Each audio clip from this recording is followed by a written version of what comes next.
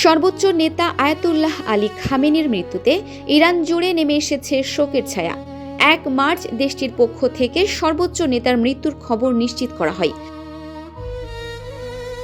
জানা গেছে, Ayatollah Ali খামেনিকে 28 ফেব্রুয়ারি ভোরের দিকে তার নিজ অফিসে দায়িত্ব পালন করার সময় হত্যা করা হয়েছে। যৌথ এই হামলায় ইরানের সর্বোচ্চ নেতার মেয়ে, জামাতা এবং নাতি নিহত হয়েছেন।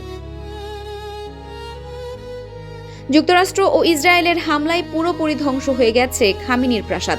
এদিকে ইসরায়েলের প্রধানমন্ত্রী বেনিয়ামিন নেতানিয়াহুর পর ইরানের সুপ্রিম লিডার খামেনি নিহত হয়েছেন বলে দাবি করেন মার্কিন প্রেসিডেন্ট ডোনাল্ড ট্রাম্প। সামাজিক যোগাযোগ মাধ্যম ট্রুথ সোশ্যাল একটি পোস্ট করেছেন ট্রাম্প। সেখানে তিনি বলেছেন, ইরানের সবচেয়ে নিষ্ঠুর ব্যক্তি খামেনি নিহত।